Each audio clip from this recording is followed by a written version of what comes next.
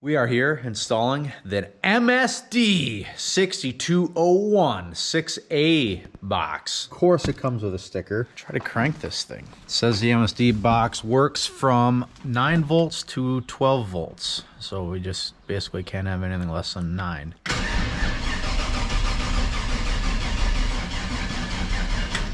Okay, 6.6 volts while cranking. That's below 9. Good news, bad news. Good news, I fixed it. Bad news, I didn't do it right the first time.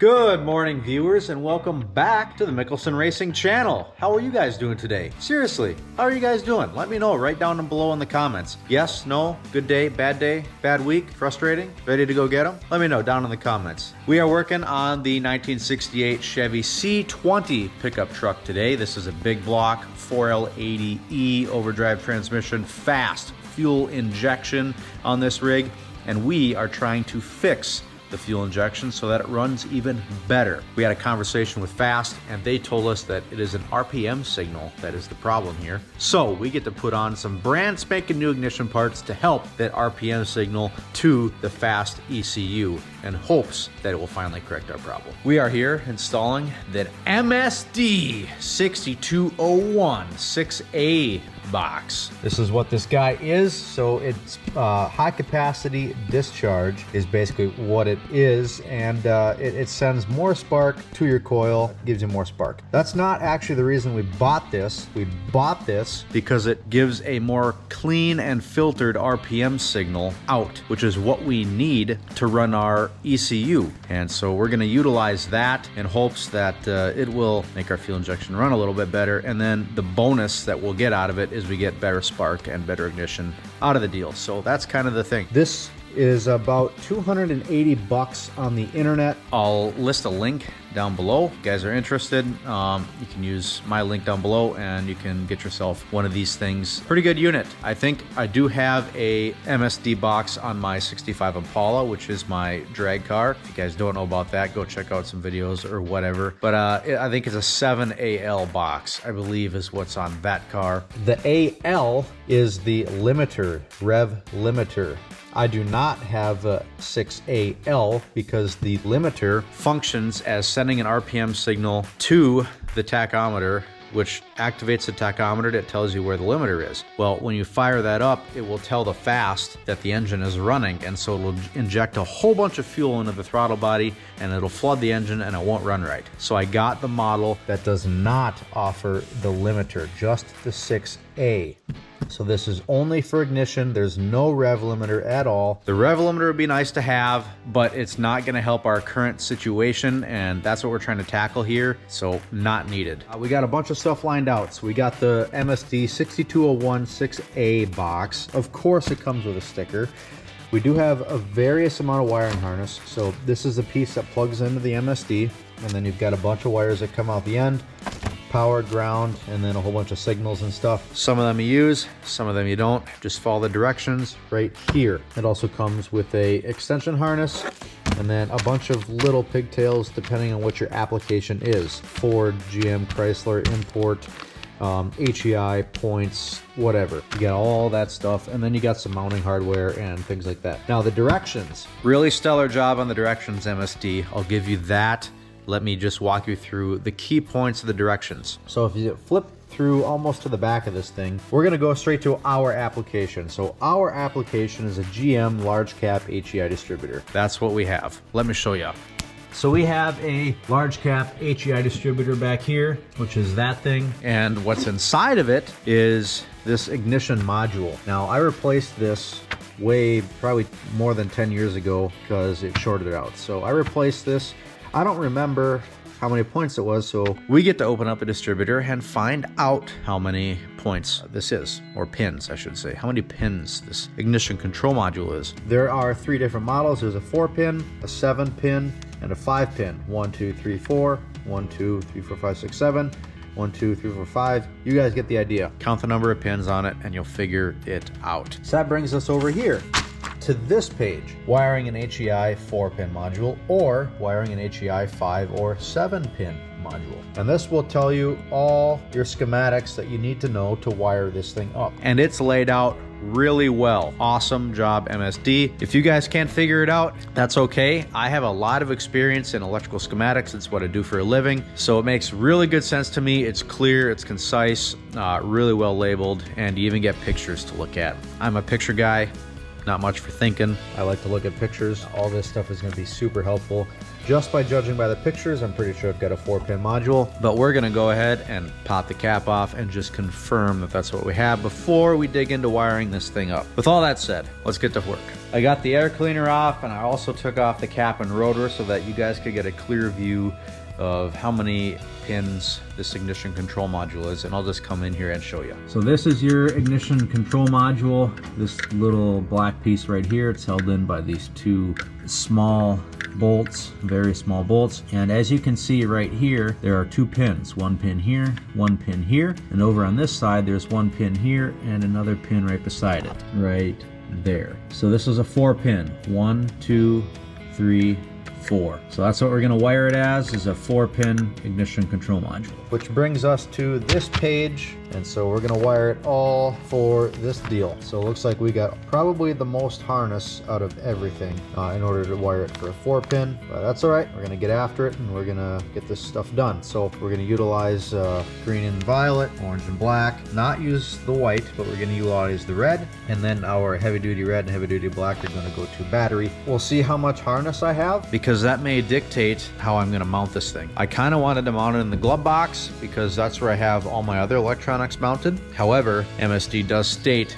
not to mount the 6201 box in the glove box, so we're probably not going to do that. It's probably going to be mounted somewhere here on the inner fender, which is all right. We'll just have to see. Well, folks, we're about an hour into this deal, and I just want to give you a little update and a couple pointers so when you guys do it, you'll have an easier time. I've got most of the wires run. There's my connector that I'm going to plug into the 6A box, and I've got them running underneath the blower motor and up here through the cowl. And all my wires come out here, which I already had wires coming out here previously, and then they'll just come down and go into the cap, which we'll put on later. But right here, so you get this little harness, and if you're doing a 4-pin with an HEI like I am, it comes with these 2 wires. That light's a little bright for the camera. Hang on, bear with me. All right, how about that? So you see we have 1 green and 1 purple wire in here, and then we've got our factory connector right down in here. The green and the purple, the green is small, the purple is large as far as the spade terminal. The green goes to green for the factory connector, and the purple goes to like the yellow-orange wire on the factory connector. They are sized differently,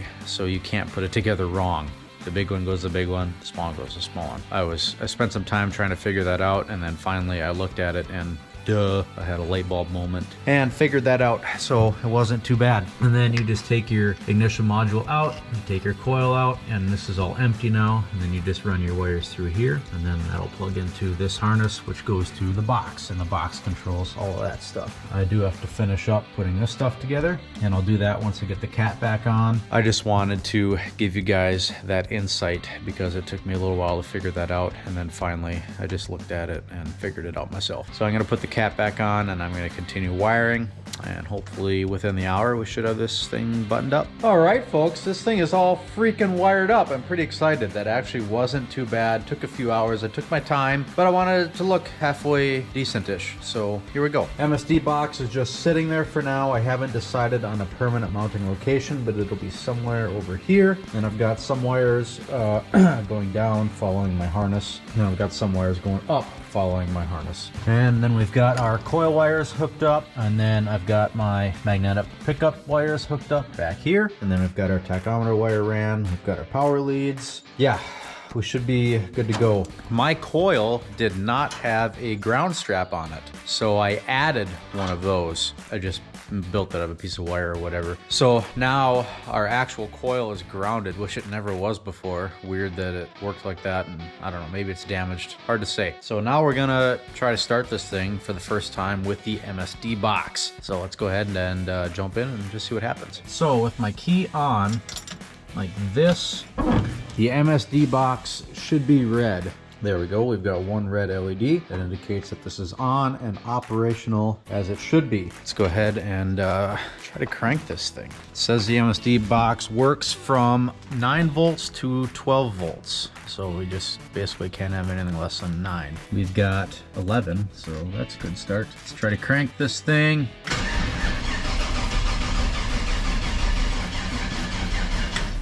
Okay, I'm gonna say dead battery or something. We're dropping down to like 6.6 volts while cranking. That's below 9. Ugh. All right, as you can tell, it didn't start. So let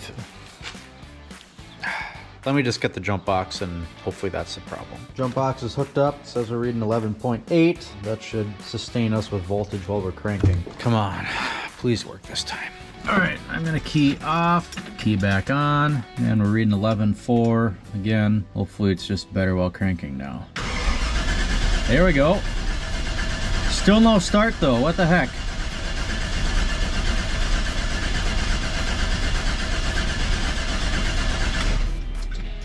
Still no start. All right, well, it smells like gas. We're definitely getting fuel. Yuck.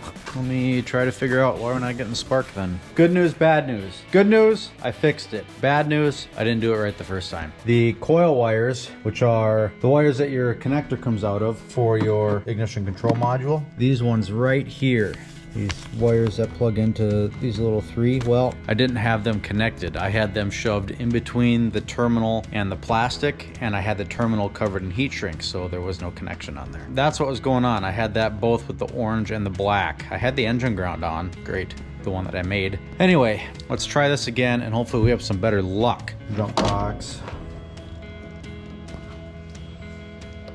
On.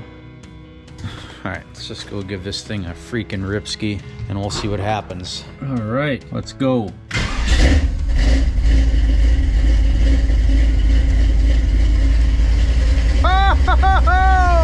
That makes me happy, it really does. Now I'm gonna shut it back off. Oh, yes. I knew I didn't wire it wrong. I mean, I just had some bad connections, but I wired it correctly with some bad connections. Woo! All right, I'm gonna try a little experiment. Be right back. All right, my little experiment is to hook up the other tachometer. So as you can see, here in the display, we have an electronic tachometer.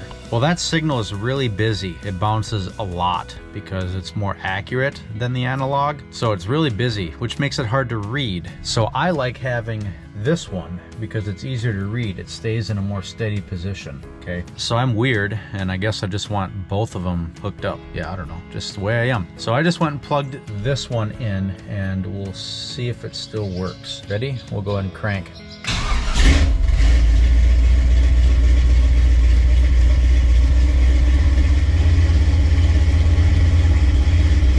Well, it doesn't work, but that's okay. I'm happy because it's running, and it seems to be running better, to be honest with you. The tachometer signal is a lot more steady with the MSD. That's the first thing I noticed. Also, it's not surging. Another thing I noticed, so that's really good. Overall, I think that was a great success. Thanks for watching. Thanks for subscribing right here in the corner of this video, and we'll see you next week on the Mickelson Racing channel.